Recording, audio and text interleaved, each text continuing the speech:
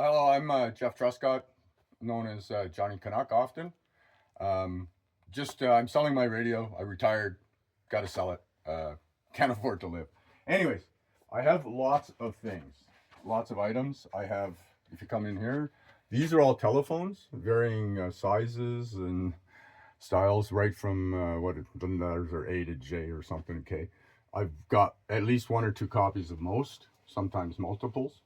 I have little things like the carrying bags, which I think came out in the 50s. You know, in those I have all kinds of crap. You know, the rods for grounding, telephones and whatnot. And then just various things, you know, cable reels, lots of specialty items. Buzzers. So if you need it, I probably have something weird kicking around. You know, I even have units. I don't even know what that thing's called. I'd have to research it. I have this here. What do we got? Boxes, batten, telephone set, F, high power. So I guess it's just a case for the box battery. It's a battery box or whatever, or a batten box, whatever. Lots of items. We have like 19 set valves. Most of them in very good condition. I didn't collect too much crap. I got rid of that years ago. So most of my items, they're in pretty good shape, often with their original. Let's see if we can get that open. Give me a sec.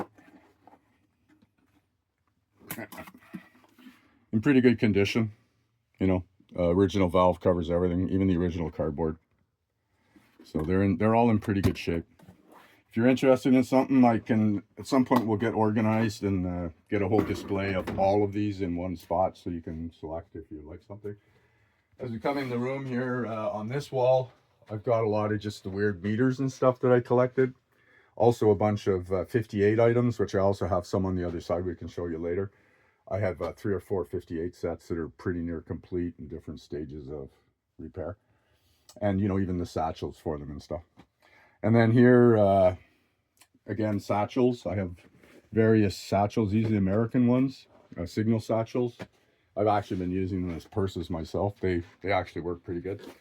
Like, you know, for the 38 set, the battery bags, which are actually fairly rare. I have Canadian issue number ones, which are the canvas ones, the late war ones. They're quite nice. And then I also have a crap load of the canvas ones. I don't know where they're hiding, probably in that box. There we go. Let's have a quick look. There we go. So it's full of number ones, the British types, you know, that are, oh, that's an American one. But these are all British late war green. I probably have another case full of number ones British in the yellow drab.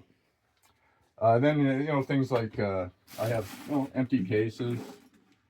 This is probably to replace one. I think if I remember, it had a gash in the back, so I picked it up at some point. Chargers, you know, 300 watt Canadian, Peterborough built, if I'm not mistaken. I have a couple of those, 2 I think. What else we got? Well, this is a 19 set high power. I basically collected as much of the stuff that was associated with this piece of equipment as I could possibly find. Even things like, you know, the roof mounts. If you were running a radio truck, be the roof mount you'd be mounting in your roof. I even have spare parts for the same. You know, I found that in Holland at some point. I was dealing with one of the fellows over there. He was quite good. Actually, here, we'll pop this out here. Some of this stuff is actually very, very unique in the sense that I met some really interesting people over the years who were quite generous, sharing things with me and whatnot. Again, that's just another rack for a certain type of truck. That'll be some weird connector, I think used with batteries, if I'm not mistaken. It's an isolating thing. But, you know, I think actually those are straps off of a high power rack, if I'm not mistaken. And then this is like one of the tool sets I bought, probably the nicest one I've ever seen. We'll just pop it out so you can have a look at it. It's in pretty much mint condition, other than I think it gets a little dry sometimes in the summer. But it's an original box in almost mint condition. You know, it's in very good condition. It hasn't been left outside or anything like that. Although it does have a few cracks from age. But it's at pretty much its original issue. Everything. From 1945. Nobody's fucked with it. I think the only thing I saw missing was one of the neon bulbs was missing, or a couple of the bulbs are missing from here. Somebody used some of the bulbs, but even like the clips and fuses and stuff, they're all still here. And you know, inside, I don't think it's even been emptied. So it's all pretty much in its original position by the look of it. Whoever put it back knew what they were doing. You know, even the lists and stuff. So I was pretty thorough in my collecting. That's for the 19 high power set. Pretty rare. Which is why I'm asking some stupid price for it, because there's like a half a truckload of pieces that go with it. You know, I was fairly thorough. You know, everything being negotiable though. You know, then I have, again, British radios. These are 38 Mark III sets. They're sort of complete. There's 2 of them here. And I think I got pretty much everything that was involved with them. You know, the 38, the late model Mark IIIs, if I'm not mistaken. And then, you know, there's like the satchel that goes with it. Again, the number 1. And I had most of the parts. You know, you have your valves, your wires, antennas, all that crap. Got the metal sheets to go with it. You know, the late war ones. I'm also, I'll put those up there for a second. You know, batteries and stuff. I got all kinds of batteries. These are, you know, for the telephones and whatnot. Anybody that's involved in this will recognize what they are. And I even collected weird stuff, like down below here is a box. It's part of a kit. Haven't actually spent the time to figure out what, but it's got the weight and everything. It would have been for like parts of one of the radio kits that were made by the Canadians, which is why we won the war. Then, you know, I have a ground station here. It's pretty much complete. I can sell the pieces. I could sell you a whole complete truck install, including the little clips that would have held it to the table. I remember we had a big discussion about these a couple of years back, the value of them. This is like an original set, you know, very valuable actually, if you know what it is. A lot of this stuff, people don't know what it is. It's just garbage to them. You know, I even have weird stuff like these are the clips for the 38 set. You know, those are getting really, really rare. If you need one, let me know. You know, I have 38 sets for the armored versions. A couple of those. Remote controls, whole series of those. Back in there, you can't really see it. It's pretty dark. There's another generator set, 80 watt. This one back here, this is actually pretty rare. I got it from a guy down towards Montreal. It's an original aerial set with original parts, original everything. Even the Russian Cyrillic thing is still in its original wax. I held it up to a bright light and I could see it was Russian writing. So it's basically mint, you know, from 1945. And then this is my 52 set, which is, I tried to collect almost all this. It's pretty confused here now, but I tried to collect almost all the parts. I was missing some major stuff like the tent, maybe some of the 200 volt battery boxes. I ended up I could only find 100s and 125s. I have 2 of those. You know, I have the number 5 charging board, which I think Dave Dunlop has spoken for, so you'll have to talk to him if you're looking for this one. But I keep my stuff in pretty good shape, especially when it's an item like this that's in basically mint condition, you know, from 1945. I also have, in this same thing, I have a British one, what I just showed you. That was a Canadian one. This is I think they called it a number 5. But this is a British one, obviously for sale. And this one here is another charging set. I guess it's missing something here. I'm not sure. Oh, probably a couple of these clips for the fuses, which might not be too hard to replicate or replace. But this is a charging, same as a number 5 or number 2 or number 1, whatever it is. But it was used in the mechanical trucks where they made, you know, like a welding truck or you know, a machine shop on wheels. And I guess, yeah, so, and I have all kinds of boxes for the, you know, this is a 52 set part, one of the aerial pieces. I managed to collect most of the weird stuff that held up that aerial that I was showing you earlier. These are the parts that would have gone on a truck. That's the base mount on a roof. This would have been on the bottom, and the peg would have gone in there. This is another, I'm not sure what that one is. But anyways, you know, I've collected a lot of the weird parts that go with these things. I learned to recognize things, and I'd see them on eBay and grab them. I guess we can maybe move on a little bit. We can go into the other room here. Well, here, we can actually look here. This is all 19 sets. I think I have 12 or 13 of them. Various models, Mark 3s, Mark 2s, Mark 1, no Mark 1s. I have American, British, and Canadian. They were all working at one point. There was a fellow out in Stittsville tuning them up for me. And they actually have a bit of documentation with them, what was done to them. They basically took that weird capacitor that always fails out and put in a modern equivalent, which I guess changes the thing a little bit. If you really wanted, you could put the old one back in, but they never work anyways. A whole bunch of aerials. This is some weird dipole I got. We'll end up displaying that. I'll get some pictures of it and you'll understand. But it was a really weird early post office thing that was used, you know. And then even like up here on the ceiling, this giant rod here, that's for putting wires up on telephone poles or trees. It collapses down to a bunch of 3-4 foot poles. And then through here, again, just more sets. You know, I have all kinds of cases, you know, for aerial rods. Some of the cardboardish ones, whatever they were, and then metal ones, late war. Again, same thing. This is more just boxes for probably mostly 52 sets. Can I get them? Probably empty. Yeah, this one's empty. I think this one is too.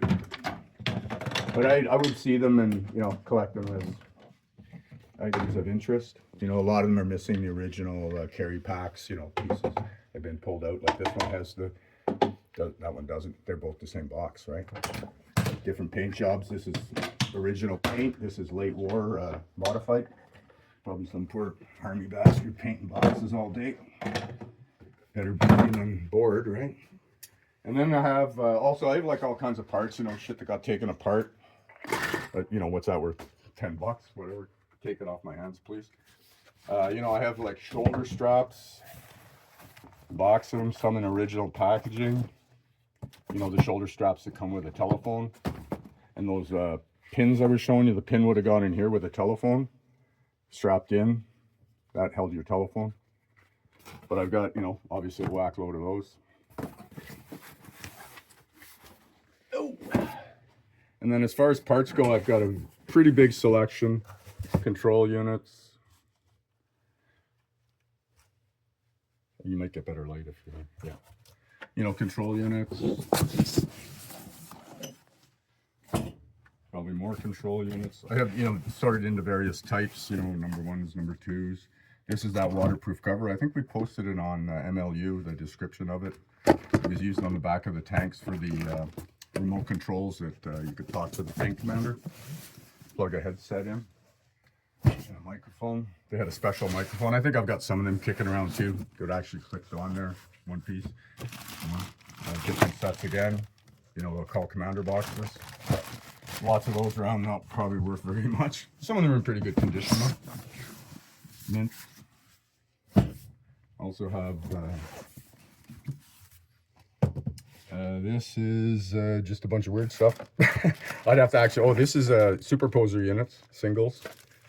Probably telephone equipment, switchboard, ULC line units, boxes, and I think it's a replacement for the parts that were inside a switchboard.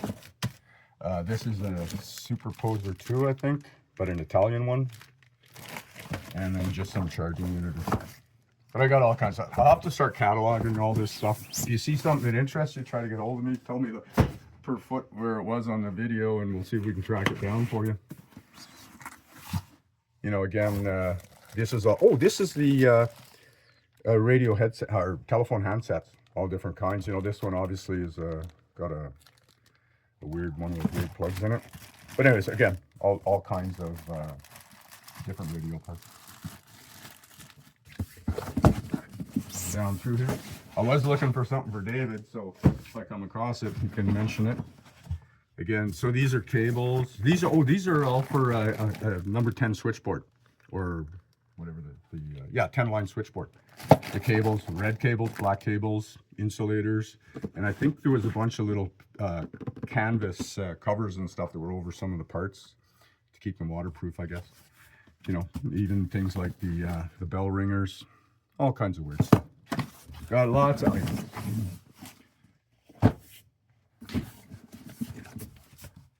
Or just this is all miscellaneous parts, coils and stuff. It's sort of beyond me. I don't really understand all that electrical stuff.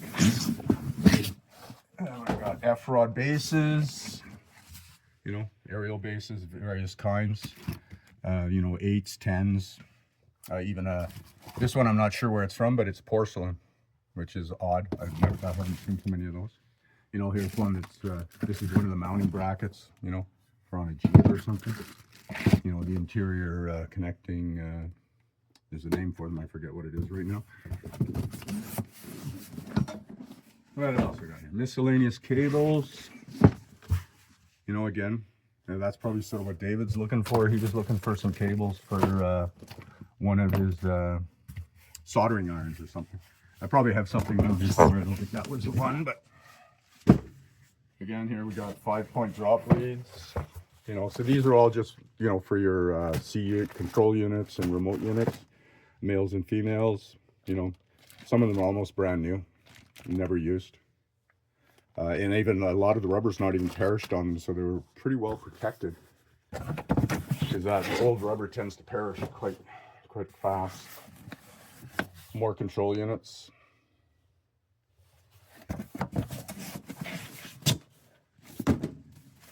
More control units.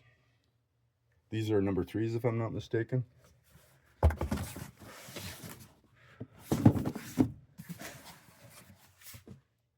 These are junction distributions in their original boxes with tannoy microphones and a bunch of parts that are probably associated with them.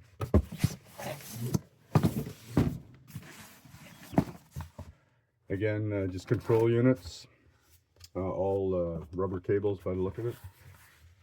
Some steel fittings. I guess by late war they were using less of the insulated cables. You know, these are headset looms and stuff. All various kinds. Again, we'll have to get them out there so people can see what they are, but I got all kinds. If you got a headset, I probably got the loom for it somewhere. Again, this is all just miscellaneous parts. These are all the grounding cables for various radios. What do we got here? Oh, this is the brushes for an electric motor, various kinds. These are all just knobs, you know, you want a bag of knobs, pigtails, rivets, and what do they call them, those things? I forget what they're called. And even, you know, just a box of bolts that were used in the radios, you know, which are probably valuable. Somebody's doing rebuilds or repairs. Let me know if you need something. I can probably be pretty generous on some things. This is 12-point parts for the plugs and stuff. So, you know, all there's, you know, numerous numbers of those. There's 6s, 12s, males and females. You know, even the parts for insulating the wires within the cabling.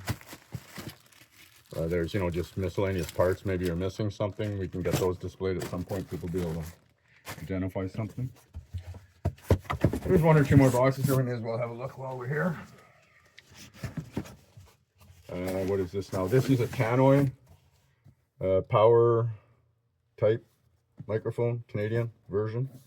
5-point cable on it. We'll pop that out and let everybody have a look at it at some point. Well, here's one of the ones that was used on the back of a tank, right? Where they combined the microphone, I think it's the number 3, with a headset piece, and they actually fabricated it to the point where it was a ZA number, which is pretty rare. There's a couple. I have a couple of these kicking around somewhere. And I think we're still at the bottom of that. Then in here, it's a bunch of TMX units, if I'm not mistaken, which were used in telephone, something related to telephone. I have the charging sets here, which are the CP1s or CPP ones or something. David Dunlop was explaining it to me one time. I have a red one and 2 green ones, different styles. They're actually in relatively good shape. Whether they actually work or not, I'm not sure. But anyways, you know, and then this is just some stuff I've already listed. Again, here we come in and there's a bunch of the aerial antennas and stuff. And again, I didn't collect too much crap. So most of the stuff I have is in pretty good condition, pretty good nick. You know, there's not too many damaged items. These are all number 1s. And if you go through, there's, you know, a whole series of these.